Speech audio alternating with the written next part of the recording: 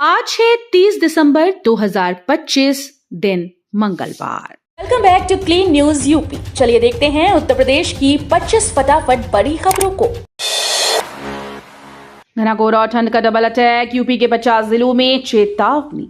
उत्तर प्रदेश में मौसम का मिजाज और ज्यादा खतरनाक होता जा रहा है। बर्फीली हवाओं और घने कोहरे ने पूरे प्रदेश को जकड़ लिया है। मौसम विभाग ने अगले 12 घंटों के लिए 50 से ज्यादा जिलों में ऑरेंज और येलो अलर्ट जारी किया। पश्चिमी यूपी से लेकर पूर्वांचल तक विजिबिलिटी बेहद कम हो गई है, जिससे सड़क, रेल और हवाई यातायात प्रभावित हो रहा है। कई जिलों में कोल्ड डे की स्थिति बनी हुई है। 60 की उम्र होते ही मिलेगी वृद्धावस्था पेंशन, अब नहीं लगाने होंगे दफ्तरों के चक्कर। यूपी सरकार ने बुजुर्गों को बड़ी राहत दी है। अब वृद्धावस्था पेंशन के लिए आवेदन या दफ्तरों के चक्कर लगाने की कोई जरूरत नहीं। नई व्यवस्था के तहत फैमिली आईडी यानी एक परिवार एक पहचान प्रणाली से पात्र बुजुर्गों की पहचान और सत्यापन अपने आप होगा। जैसे ही कोई व्यक्ति 60 वर्ष की आयु पूरी कर लेगा, उसकी पेंशन स्वतः उसके बैंक खाते में भेजी जाएगी। इससे बुजुर्गों को समय पर पेंशन मिलेगी और भ्रष्टाचार व परेशानियों से भी छुटकारा मिलेगा। लखपति दीदी योजना, 1 साल में 1 करोड़ महिलाएं बनेंगी आत्मनिर्भर। प्रदेश सरकार ने महिलाओं को आत्मनिर्भर बनाने की दिशा में बड़ा फैसला लिया। लखपति दीदी योजना के तहत 1 साल में 1 करोड़ महिलाओं को लखपति बनाने का लक्ष्य तय किया गया है। इसके लिए राज्य की करीब 3 करोड़ महिलाओं को स्वयं सहायता समूहों से जोड़ा जाएगा। सरकार की योजना है कि महिलाओं को प्रशिक्षण, ऋण और स्थायी आजीविका के अवसर उपलब्ध कराए जाएं। सह फसली खेती को बढ़ावा, किसानों को मुफ्त उड़द मूंग बीज देगी यूपी सरकार। योगी सरकार किसानों की आय बढ़ाने और खेती को ज्यादा लाभकारी बनाने की दिशा में नया कदम उठा रही है। सह फसली खेती को प्रोत्साहित करने के लिए गन्ना किसानों को उड़द और मूंग का बीज बिल्कुल मुफ्त उपलब्ध कराया जाएगा। सरकार का मानना है कि इससे एक ही खेत से 2 फसलों का लाभ मिलेगा। इसके लिए पोर्टल पर बुकिंग शुरू कर दी गई है। हर मंडल में बनेगा स्पोर्ट्स कॉलेज, खेल इंफ्रास्ट्रक्चर को मजबूत कर रही योगी सरकार। मुख्यमंत्री योगी आदित्यनाथ ने खेल और खिलाड़ियों को बढ़ावा देने के लिए सरकार की प्रतिबद्धता दोहराई। उन्होंने कहा कि हर मंडल मुख्यालय पर स्पोर्ट्स कॉलेज की स्थापना की जाएगी। साथ ही प्रत्येक ग्राम पंचायत में खेल मैदान, ब्लॉक स्तर पर मिनी स्टेडियम और जिले में बड़े स्टेडियम बनाने की योजना पर काम हो रहा है। वीर बहादुर सिंह स्पोर्ट्स कॉलेज में आयोजित कार्यक्रम में सीएम ने बताया कि सरकार खेल इंफ्रास्ट्रक्चर को लगातार सुदृढ़ कर रही है। यमुना एक्सप्रेसवे बदलेगा किस्मत। उत्तर प्रदेश के गरीब और मिडिल क्लास परिवारों के लिए यमुना एक्सप्रेसवे उम्मीद की नई राह बनकर उभरा है। ये एक्सप्रेसवे अब सिर्फ सफर को आसान नहीं बना रहा, बल्कि गांव कस्बों की आर्थिक तस्वीर भी बदल रहा है। जिन इलाकों में पहले रोजगार के अवसर कम थे, वहां अब उद्योग, व्यापार और नौकरियों के नए रास्ते खुल रहे हैं। साथ ही एक्सप्रेसवे के आसपास जमीन की कीमतों में तेज उछाल आया। इससे स्थानीय लोगों की आमदनी बढ़ने और जीवन स्तर सुधरने की उम्मीद मजबूत बनी हुई है। बिजली उपभोक्ताओं को दोहरी राहत। उत्तर प्रदेश के बिजली उपभोक्ताओं के लिए राहत भरी खबर है। बुलंदशहर में बिजली बिल राहत योजना के तहत बिजली चोरी के मामलों में एक मुश्त भुगतान पर 50% तक छूट और दर्ज मुकदमों की समाप्ति का प्रावधान है, लेकिन अभी कम उपभोक्ता इसका लाभ ले पा रहे हैं। वहीं पावर कॉरपोरेशन ने ईंधन अधिभार शुल्क में कटौती का आदेश जारी कर दिया। इसके तहत जनवरी में सभी उपभोक्ताओं को बिजली बिल पर 2.33% की छूट मिलेगी। पर्यटन में यूपी बना नंबर 1। योगी मॉडल से 137 करोड़ पर्यटकों का रिकॉर्ड। पर्यटन के क्षेत्र में उत्तर प्रदेश ने नया इतिहास रच दिया है। मुख्यमंत्री योगी आदित्यनाथ के नेतृत्व में लागू योगी मॉडल सुपरहिट साबित हुआ। धार्मिक, सांस्कृतिक और ऐतिहासिक स्थलों के विकास के साथ आधुनिक सुविधाओं के विस्तार का नतीजा ये रहा कि वर्ष 2025 में यूपी देश में घरेलू पर्यटन में पहले और विदेशी पर्यटन में चौथे स्थान पर पहुंच गया। केंद्र सरकार के आंकड़ों के मुताबिक प्रदेश में 137 करोड़ से ज्यादा घरेलू और करीब 3.66 लाख विदेशी पर्यटक पहुंचे। शिक्षा, सम्मान और रोजगार। उत्तर प्रदेश में योगी सरकार की नीतियों से पिछड़ा वर्ग तेजी से सशक्त हो रहा है। वर्ष 2025 में छात्रवृत्ति, डीबीटी, सामाजिक सुरक्षा योजनाओं के जरिए 2.20 करोड़ छात्रों को शिक्षा का मजबूत सहारा मिला। शादी अनुदान जैसी योजनाओं से बेटियों का भविष्य सुरक्षित हुआ। वहीं युवाओं को स्वरोजगार से जोड़ने के लिए 8वीं पास को भी 5 लाख रुपए तक का ब्याज मुक्त लोन दिया जा रहा है। बिना गारंटी की इस योजना से युवा अपना व्यवसाय शुरू कर आत्मनिर्भर बन सकेंगे। ग्राम समाज की जमीन पर कब्जे का विरोध, भाकी हुआ राजनैतिक का धरना प्रदर्शन। ग्राम समाज की भूमि पर अवैध कब्जे के विरोध में भाकी हुआ राजनीतिक के कार्यकर्ताओं ने जोरदार प्रदर्शन किया। मवाना फलावदा मार्ग पर धरना देकर प्रदर्शनकारियों ने करीब आधे घंटे तक सड़क जाम रखी। आरोप है कि ग्राम समाज की जमीन पर अवैध निर्माण किया जा रहा है और पेड़ों की कटाई भी की गई। सूचना पर नायब तहसीलदार सचिन चौधरी कानूनगो लेखपाल मौके पर पहुंचे और जमीन की पैमाइश कराई। नए साल पर ट्रैफिक अलर्ट। नए साल के मौके पर काशी में बढ़ने वाली भीड़ को देखते हुए यातायात पुलिस ने विशेष डायवर्जन प्लान तैयार कर लिया है। नमो घाट पर भीड़ बढ़ने की स्थिति में ये व्यवस्था लागू की जाएगी। सोमवार से 5 जनवरी तक पड़ाव चौराहे से राजघाट पुल पर 3 और 4 पहिया वाहनों की आवाजाही बंद रहेगी। इन वाहनों को नमो घाट की ओर जाने से रोका जाएगा। गंगा घाटों की ओर किसी भी प्रकार के वाहनों की अनुमति नहीं होगी। भीड़ अधिक होने पर काशी विश्वनाथ मंदिर जाने वाले श्रद्धालुओं के लिए भी अलग से डायवर्जन लागू किया जाएगा। अपराध और हाइब्रिड आतंकवाद की बढ़ती चुनौती, यूपी में कानून व्यवस्था पर सवाल। उत्तर प्रदेश में बढ़ते अपराध एक बार फिर से सरकार के दावों पर सवाल खड़े कर रहे हैं। अलग अलग जिलों से सामने आ रही जघन्य घटनाएं, खासकर नाबालिगों के साथ हो रहे अपराध चिंता बढ़ाने वाले हैं। इसी बीच खुफिया एजेंसीज ने आतंकवाद के बदलते स्वरूप को लेकर भी एक अलर्ट जारी कर दिया है। मादक पदार्थों और अवैध असलहों की तस्करी करने वाले गिरोह अब आतंकी गतिविधियों से जुड़ रहे हैं, जिसे हाइब्रिड आतंकवाद कहा जा रहा है। लखनऊ में पुलिस मंथन कार्यक्रम के दौरान आतंकवाद, नार्को नेटवर्क और संगठित अपराध के गठजोड़ पर गंभीर मंथन किया गया। वाराणसी एयरपोर्ट विस्तार की राह साफ, पंडित दीनदयाल उपाध्याय इंटर कॉलेज के ध्वस्तीकरण को मंजूरी। वाराणसी के लाल बहादुर शास्त्री अंतर्राष्ट्रीय एयरपोर्ट के विस्तारीकरण का रास्ता साफ हो गया।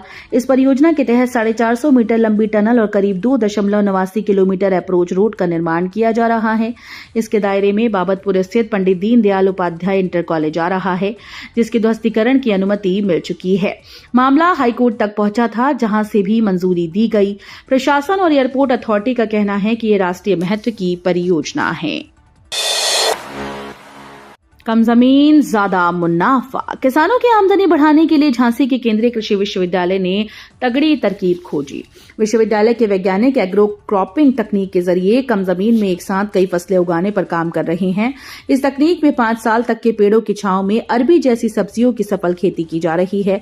इससे किसानों को सब्जी की नियमित आमदनी के साथ भविष्य में महंगी लकड़ी का भी लाभ मिलेगा। वैज्ञानिक गांव-गांव जाकर किसानों को ये तरीका सिखा रहे हैं। यूपी में शीतलहर का असर, 12वीं तक सभी स्कूल बंद और कोहरे का अलर्ट। उत्तर प्रदेश में कड़ाके की ठंड और शीतलहर का कहर जारी है। मुख्यमंत्री योगी आदित्यनाथ के निर्देश पर नर्सरी से 12वीं तक सभी सरकारी और प्राइवेट स्कूल बंद रहेंगे। मौसम विभाग के अनुसार पहाड़ों पर हुई बर्फबारी और ठंडी हवाओं के कारण मैदानी इलाकों में भी शीतलहर महसूस की जा रही है। श्रावस्ती, बहराइच, लखीमपुर, सीतापुर में घने कोहरे का ऑरेंज अलर्ट जारी किया गया। NCC training academy Gorakhpur, CM Yogi ने कार्य में तेजी और गुणवत्ता पर जोर दिया।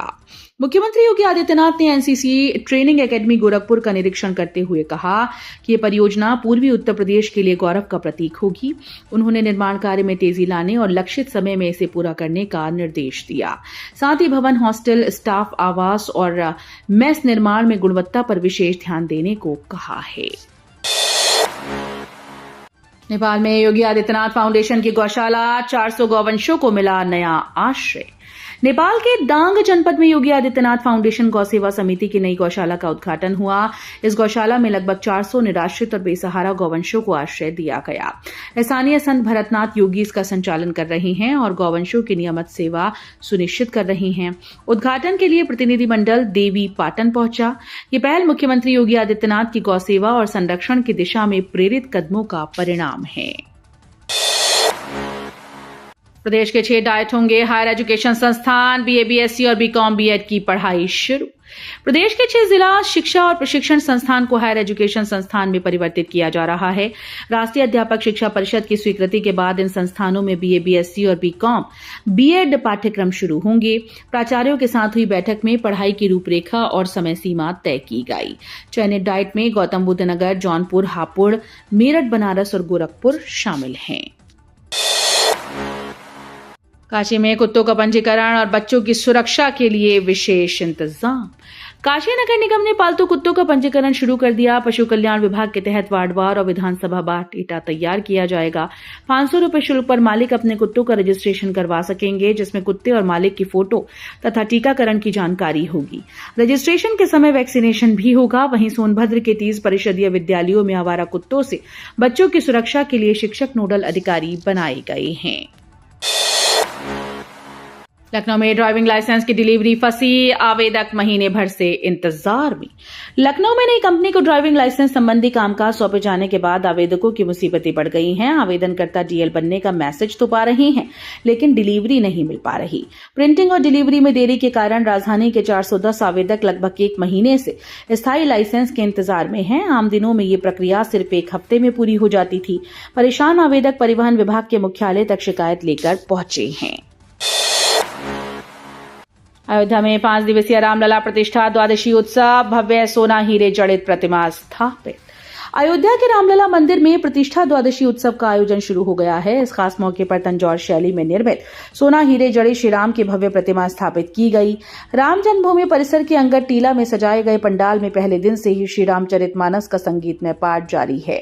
श्री मां आनंदमयी मानस परिवार के सदस्यों द्वारा बालकांड का पाठ श्रद्धालुओं के बीच हो रहा है। ये उत्सव 5 दिन तक चलेगा, जिसमें श्रद्धालु रामलला की भव्य पूजा अर्चना और कथा श्रवण का आनंद लेंगे।